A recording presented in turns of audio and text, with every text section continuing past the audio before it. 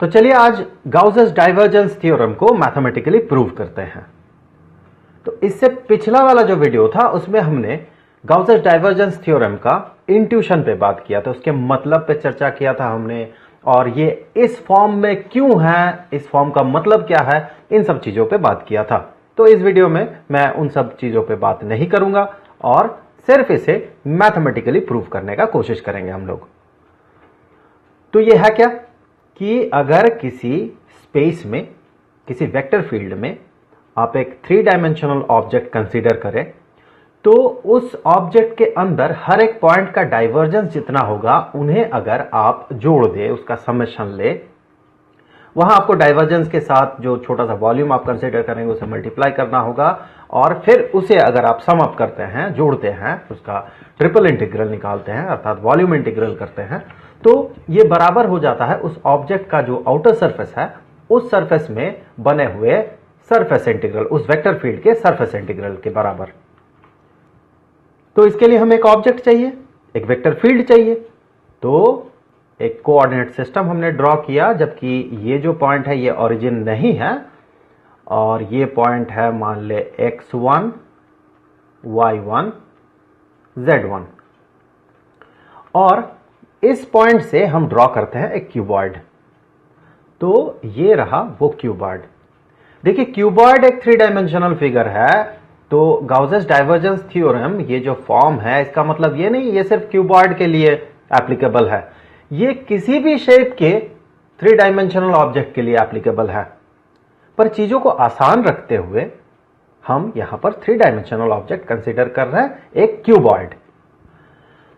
अब देखिए इस क्यूबॉइड में हर एक पॉइंट, इसके अंदर जितने भी पॉइंट्स होंगे हर एक पॉइंट का डाइवर्जेंस और जो एक इनफाइनाइटेसिमल रीजन या फिर वॉल्यूम हम इसके आसपास, इन सभी पॉइंट्स के आसपास जो कंसीडर करेंगे उनका जो मल्टीप्लिकेशन होगा, उसका जो प्रोडक्ट होगा, उन सबको जब हम जोड़ देंगे, आप रफली सोच सकते हैं जितने भी डाइवर्जेंसेस हैं, जितने भी सारे पॉइंट्स के डाइवर्जेंसेस हैं, उन्हें अगर आप जोड़ दें तो फिर आपको मिलेगा इसका जो आउटर सरफेस है।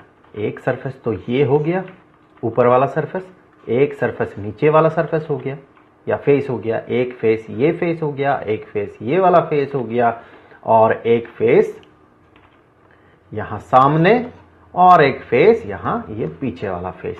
तो जितने भी फेसेस हैं उन पे जो इस वेक्टर फील्ड का सरफेस इंटीग्रल बनेगा ये दोनों एक दूसरे के साथ बराबर होंगे।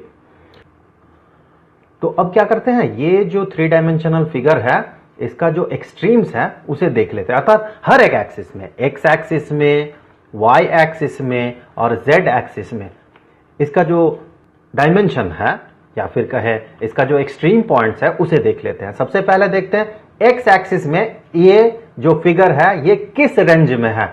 तो एक्स एक्सिस में ये x1 से शुरू होता है, ये पॉइंट जो है एक्स एक्सिस में इस पॉइंट का वैल्यू x1 है, x1 से शुरू होके एक दूसरा एक्सट्रीम इस ऑब्जेक्ट का ये है x2 तक। मैं बाकी वैल्यूज नहीं लिख रहा हूं, y एक्सिस और z एक्सिस का वैल्यूज नहीं लिख रहा हूं, मैं आपको डेटा से फ्लडेड नहीं करना चाहता हूं, मैं चीजों को बहुत सिंपल रखने का कोशिश करूंगा। और ये जो y एक्सिस है इसमें इस ऑब्जेक्ट का जो एक्सट्रीम्स है वो है y1, अर्थात इस पॉइंट का y एक्सिस में जो वैल्यू है वो है y1, और इसका दूसरा एक्सट्रीम जो होगा इस ऑब्जेक्ट का y एक्सिस में वो होगा ये, यहां पर इसका जो वैल्यू है ये है y2। सिमिलरली z एक्सिस में देखिए इसका एक्सट्रीम्स z1 से लेके ये जो पॉइंट है ये z2 तक। अब हम क्या करेंगे, ये जो राइट हैंड साइड वाला ये जो टर्म है, ये जो एक्सप्रेशन है, इसे हम एक्सपेंड कर लेंगे। तो ये राइट हैंड साइड वाला एक्सप्रेशन जो है ये है volume integral of divergence of vector field F into dv over volume V, अर्थात जितने भी सारे पॉइंट्स है इसके अंदर, इस ऑब्जेक्ट के अंदर, उन सारे पॉइंट्स का डाइवर्जेंस, उसका वॉल्यूम इंटीग्रल। तो ये जो V है ये है इस ऑब्जेक्ट का वॉल्यूम। तो इसे हम ऐसे लिख सकते हैं कि ये बराबर होगा volume integral of del operator को लिख लेते हैं, डेल ऑपरेटर है i cap partial with respect to x plus j cap into partial with respect to y plus k cap into partial with respect to z, dotted with ये जो vector field है, इस vector field को अगर हम expand करते हैं तो हम इसे कह सकते हैं ये है आई कैप इनटू इस वेक्टर फंक्शन का x कंपोनेंट, सो fx plus j cap into इसी वेक्टर फील्ड का y component plus k cap into इसी वेक्टर फील्ड का z कंपोनेंट इंटू dv, और इस dv को हम एक्सपेंड करके लिख सकते हैं dx into dy into dz। इसमें हम आगे चर्चा करेंगे। सो ये बन गया ट्रिपल इंटीग्रल या वॉल्यूम इंटीग्रल ऑफ, जब इन दोनों का डॉट प्रोडक्ट आप पता करेंगे तो आपको मिलेगा partial with respect to x of fx plus partial with respect to y of fy plus partial with respect to z of fz। ये तो हो गया इन दोनों टर्म्स का डॉट प्रोडक्ट या फिर कहें divergence of vector field f into dv। अब dv को हम कह सकते हैं dx into dy into dz। कैसे कि अगर एक पॉइंट हम यहां पर किसी भी जगह पे एक पॉइंट कंसीडर करें और इसके आसपास एक छोटा सा रीजन हमें कंसीडर करना होगा, तब जाके इस एक्सप्रेशन का एक सिग्निफिकेंस होगा। और डाइवर्जेंस हमें पता है कि ये एक पॉइंट रिलेशन है, फिर भी चूंकि ये मैथमेटिकली बराबर होता है एक पॉइंट के आसपास एक इनफाइनाइटेसिमल वॉल्यूम कंसीडर करना होता है, और उस वॉल्यूम का जो सरफेस होता है, वो जो छोटा सा एक फिगर होता है, उसका जो सरफेस होता है, उस सरफेस का सरफेस इंटीग्रल के। तो फिर हम कंसीडर करेंगे यहां पर एक छोटा सा रीजन, बहुत छोटा सा रीजन, हमें चीजें समझ में आए इसीलिए मैं थोड़ा सा बड़ा ड्रॉ कर रहा हूं। वैसे ये एक इनफाइनाइटेसिमल वॉल्यूम है और इसके जो डायमेंशंस हैं इस छोटे से वॉल्यूम का, वो डायमेंशंस है, चलिए मैं लिख लेता हूं। इसका x एक्सिस में जो डायमेंशन है ये है dx, y एक्सिस में इसका जो डायमेंशन है ये है dy, और z एक्सिस में इसका जो डायमेंशन है ये है dz। तो फिर चूंकि इस छोटे से रीजन का जो वॉल्यूम है उसे हमने dv माना, तो हम यहां पर कह सकते हैं कि dv is equal to dx into dy into dz। तो उसी को हम यहां लिखेंगे dv के जगह dx into dy into dz। तो चूंकि इंटीग्रल में अब dx dy dz अपीयर कर रहा है तो इसका लिमिट्स भी लिख लेते हैं। सो यहां जो हमने सिर्फ v लिखा है वहां पर हम इसके लिमिट्स पुट करेंगे। सो इसे हम ऐसे लिखेंगे, ये है वॉल्यूम इंटीग्रल या ट्रिपल इंटीग्रल। सबसे पहले देखें x का जो लिमिट है ये है x1 से लेके x2, सो x1 से लेके x2। y का जो लिमिट है वो है y1 से लेके y2, और z का जो लिमिट है ये है z1 से लेके z2। तो इससे आगे हम इसी टर्म को कुछ ऐसे रिप्रेजेंट कर सकते हैं कि ये बराबर है वॉल्यूम इंटीग्रल ऑफ, तो चलिए मैं आगे लिखूंगा x1 y1 z1 और x2 y2 z2, फिलहाल मैं इसे v लिख रहा हूं। So volume integral of partial of fx with respect to x dx dy dz plus volume integral over volume V of partial with respect to y of fy into dx into dy into dz plus volume integral over volume V of partial with respect to z of fz into dx into dy into dz। अब हम इनमें से कोई एक term को choose करते हैं। चलिए हमने चूज कर लिया इस टर्म को, इसका वैल्यू कितना होगा चलिए ये देख लेते हैं, फिर आगे चल के हम देखेंगे इसका क्या वैल्यू होगा, फिर आगे देखेंगे इसका वैल्यू क्या होगा। अगर हमें इसका वैल्यू पता चल जाए तो हम अपने आप समझ जाएंगे कि इन दोनों टर्म्स का वैल्यू क्या होगा। सो इसे इवैल्यूएट करते हैं। Volume integral of partial with respect to z of f z into dx dy dz, तो मैं dz को पहले लिख रहा हूं इंटू dx इंटू dy। अब लिमिट्स यहां मैं पुट कर लेता हूं। सो लिमिट्स z में, z एक्सिस में इसका लिमिट है z1 से लेके z2, y एक्सिस में इसका लिमिट है y1 से लेके y2, और x एक्सिस में इसका जो लिमिट है यह है x1 से लेके x2। हम जो कंसीडर करेंगे अभी वो इतना सा पार्ट कंसीडर करेंगे, ये जो पार्ट है integral of partial with respect to z of f z into d z. इसे जब हम कंसीडर करेंगे तो मैं यहां देख लेता हूं ये किसके बराबर होगा। Integration of partial of f z with respect to z into d z, और लिमिट होगा z1 से लेके z2। तो चलिए देख लेते हैं ये किसके बराबर होगा। तो उसके लिए समझना हमें ये होगा कि ये जो टर्म है इसका मतलब क्या है। ये है वेक्टर फील्ड का z कंपोनेंट, और ये पूरा टर्म बन गया वेक्टर फील्ड का z कंपोनेंट z एक्सिस में किस रेट से चेंज हो रहा है।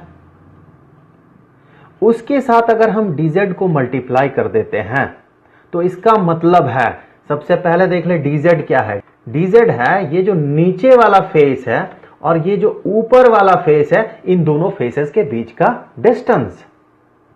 इसका मतलब है कि ये जो रेट ऑफ चेंज है वेक्टर फील्ड का z कंपोनेंट का, इसके साथ जब हम dz को मल्टीप्लाई करते हैं, अर्थात dz डिस्टेंस में जितना वेक्टर फील्ड का z कंपोनेंट में चेंज हुआ,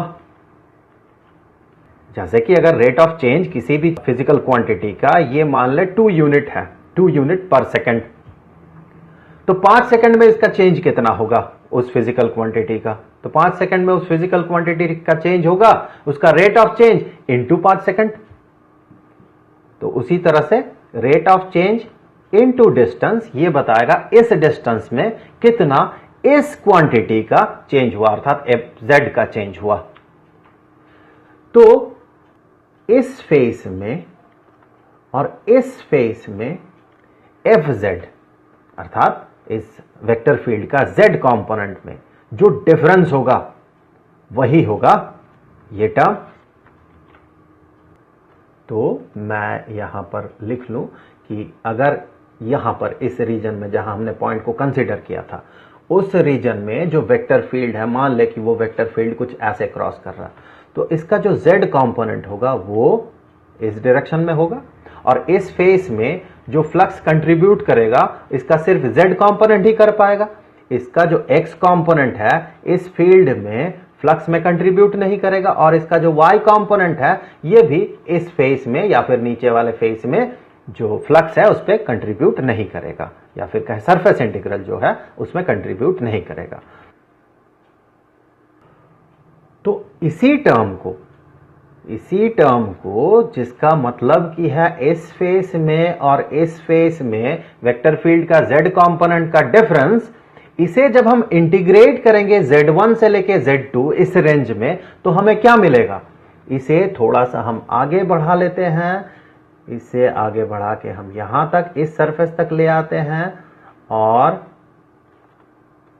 ये जो हमें एक छोटा सा, एक बहुत छोटा सा जो हमें एक सरफेस मिलेगा, और इसी तरह से ऊपर वाले फेस में हमें जो एक सरफेस मिलेगा कुछ ऐसा,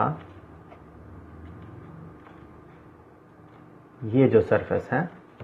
तो जब हम इंटीग्रेट करेंगे तो फिर इस पूरे टर्म का मतलब क्या हो जाएगा। अब देखिए, चूंकि इस टर्म का मतलब है वेक्टर फील्ड के z कंपोनेंट का डिफरेंस इस फेस में और इस फेस में, तो जब हम इसे इंटीग्रेट कर देंगे z1 से लेके z2 तक, तो इस पूरे टर्म का मतलब बन जाएगा इस फेस में और इस फेस में वेक्टर फील्ड का z कंपोनेंट का डिफरेंस। तो यहां पर अगर इस वेक्टर फील्ड का z कंपोनेंट का वैल्यू है एफ जेड एट Z2, हमें लिखना चाहिए x y x, y, Z2, x, y, Z2, आप ऐसे भी लिख सकते हैं, प्रॉपरली हम ऐसे ही लिखते हैं। और इस पॉइंट में अगर वेक्टर फील्ड का वैल्यू हुआ, उसके z कंपोनेंट का वैल्यू हुआ fz एट Z1, देखिए ये जो सरफेस है, ये पूरे सरफेस का जो z एक्सिस में वैल्यू है वो है Z1, सो एट Z1 इसे हम लिख सकते हैं x, y, Z1। तो फिर इसका जो मतलब होगा इस पूरे के पूरे टर्म का, इसका मतलब होगा fz एट Z2 अर्थात x, y, Z2 minus fz at Z1, जिसे हम लिख सकते हैं x, y, Z1। तो फिर ये जो टर्म है ये क्या बन जाएगा, ये बन गया अब डबल इंटीग्रल, क्योंकि एक इंटीग्रल को तो हमने सॉल्व कर लिया है, उसका वैल्यू यहां पर है, उसी वैल्यू को हम पुट करेंगे। fz at x, y, Z2 minus fz at x, y, Z1 into dx into dy। अब x का जो लिमिट है वो है x1 से लेके x2, x1 से लेके x2, और y का जो लिमिट है ये है y1 से लेके y2।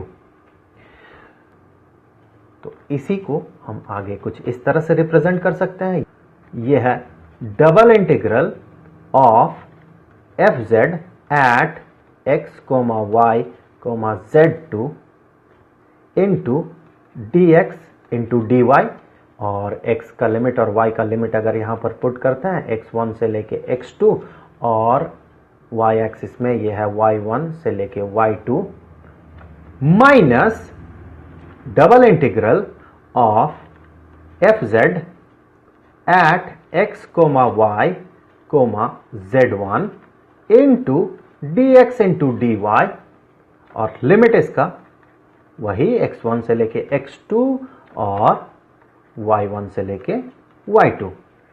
तो अब देखिए ये जो टर्म है इसका मतलब क्या होगा, इसका मतलब होगा कि Z2 प्लेन में, अर्थात वो प्लेन जिसका z एक्सिस में वैल्यू Z2 है, उस प्लेन में जो वेक्टर फील्ड का z कंपोनेंट है उसके साथ हम dx इंटू dy मल्टीप्लाई कर रहे हैं। तो सबसे पहले वो कर ले, fz at x, y, Z2, ये है वो वेक्टर फील्ड का z कंपोनेंट का वैल्यू, उसके साथ हम dx और dy को अगर मल्टीप्लाई करें तो dx इंटू dy क्या बन रहा है, dx देखिए ये वाला डायमेंशन है और dy ये वाला डायमेंशन है, तो फिर dx इंटू dy बन गया ये सरफेस। जब उसे इंटीग्रेट करेंगे हम दो बार, एक तो x के रेस्पेक्ट में, दूसरा y के रेस्पेक्ट में, और उसका रेंज अगर हो x1 से लेके x2 और y1 से लेके y2, तो इसका मतलब होगा ये पूरा सरफेस, ऊपर वाला फेस, उस फेस का सरफेस एरिया। तो फिर इस वेक्टर फील्ड का z कंपोनेंट को अगर इस पूरे सरफेस के साथ आप मल्टीप्लाई करते हैं तो इस ऊपर वाले सरफेस का सरफेस इंटीग्रल हमें मिलेगा।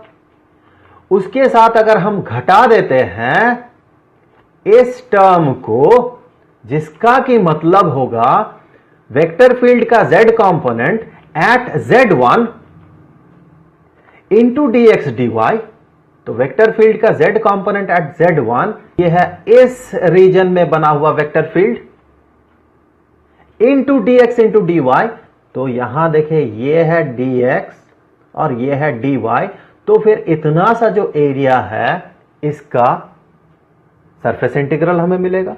जब उसे हम इंटीग्रेट करेंगे, यहां पर जब हम उसे इंटीग्रेट कर रहे हैं x1 से लेके x2 और y1 से लेके y2, तो एक सरफेस को, इस छोटे से सरफेस को x1 से लेके x2 अर्थात इस रेंज में और y1 से लेके y2 अर्थात इस रेंज में अगर हम इंटीग्रेट करें तो हमें वैसे ही पिछले केस की तरह ही यहां मिलेगा ये सरफेस।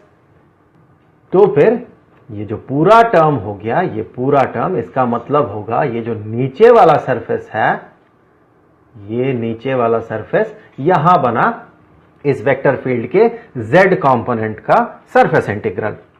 और यहां देखने वाली बात यह है कि वेक्टर फील्ड का जो x कंपोनेंट होगा और जो y कंपोनेंट होगा वो दोनों ही इस सरफेस इंटीग्रल में कंट्रीब्यूट नहीं करेगा, अर्थात फ्लक्स में कंट्रीब्यूट नहीं करेगा, बिल्कुल भी नहीं करेगा। तो फिर ये जो टर्म है, ये पूरा का पूरा एक्सप्रेशन, इसका मतलब होगा इन दोनों फेसेस का, इस फेस का और इस फेस का टोटल सरफेस इंटीग्रल। क्यों? क्योंकि वेक्टर फील्ड देखें यहां बाहर की तरफ निकल रहा अर्थात पॉजिटिव फ्लक्स, और इस फेस में अंदर की तरफ जा रहा तो नेगेटिव फ्लक्स। तो दोनों फ्लक्सेस का जो डिफरेंस होगा, अर्थात इस सरफेस में बना फ्लक्स और इस सरफेस में बना फ्लक्स, इन दोनों का जो डिफरेंस होगा यही होगा नेट फ्लक्स। तो यहां देखें हम डिफरेंस पता कर रहे हैं, सो नेट फ्लक्स बताएगा ये। तो इसी को हम कह सकते हैं कि ये है सरफेस इंटीग्रल ऑफ इस वेक्टर फील्ड का z कंपोनेंट का, अर्थात इस वेक्टर फील्ड का z कंपोनेंट और ds का डॉट प्रोडक्ट, और ये जो सरफेस इंटीग्रल है ये है S1 और S2 सरफेस में। तो चलिए सरफेसेस का नाम दे देते हैं। ये जो सरफेस है, ऊपर वाला सरफेस, ये है S1। ये जो नीचे वाला सरफेस है इसका नाम दे देते हैं S2। उसी तरह से ये जो सरफेस है ये है S3, और ये हो गया S4, और ये जो सामने वाला सरफेस आपको दिख रहा है ये सरफेस मान ले ये है S5, और ये जो पीछे वाला सरफेस है ये है S6। तो इसी तरह से हम कह सकते हैं कि और भी जो दो ट्रिपल इंटीग्रल्स हैं, ये और ये, इन दोनों का वैल्यूज रेस्पेक्टिवली हम अंदाजा लगा सकते हैं। वो ये कि volume integral of partial of fx with respect to x into dx into dy into dz, ये बराबर होगा surface integral of fx dotted with ds over the surface S3 and S4. So over the surface S3 and S4। उसी तरह से और एक जो volume integral है ये है volume integral of partial with respect to y of fy dx into dy into dz। ये बराबर किसके होगा? ये होगा surface integral of fy over the surface S5 and S6। तो जब हम इन तीनों को जोड़ रहे हैं, इन तीनों टर्म्स को जोड़ रहे हैं जो कि बराबर था इस टर्म के, तो इस टर्म को हम लिख लेते हैं। तो ये जो टर्म है ये बराबर हो जाएगा इन तीनों टर्म्स का समेशन के। तो जब हम इसे जोड़ेंगे, देखिए ये है सरफेस इंटीग्रल इस वेक्टर फील्ड का over surface S1 and S2, ये है surface integral of vector field over S3 and S4, these two surfaces, और आगे ये है surface integral of vector field over these two surfaces. तो इन सारे सरफेसेस को जोड़े तो हमें ये वाला क्लोज्ड सरफेस मिलेगा। ये जो ऑब्जेक्ट है इसका जो आउटर सरफेस है जो कि क्लोज्ड सरफेस है, ये क्लोज्ड सरफेस हमें मिलेगा। तो फिर इसी को हम कह सकते हैं कि ये बराबर हो गया closed surface integral of vector field F over the surface S। S यहां टोटल सरफेस है, तो यहां जो S है ये बराबर है S1 plus S2 plus S3 plus S4 plus S5 plus S6 के। और इसी को हम ऐसे रिप्रेजेंट कर सकते हैं कि ये बराबर है surface integral, closed surface integral of vector field F dotted with unit vector along the surface ds into इस ds सरफेस का जो मैग्नीट्यूड है ds, और ये जो सरफेस इंटीग्रल है ये है ओवर द सरफेस S। और ये है गाउसेस डाइवर्जेंस थ्योरम।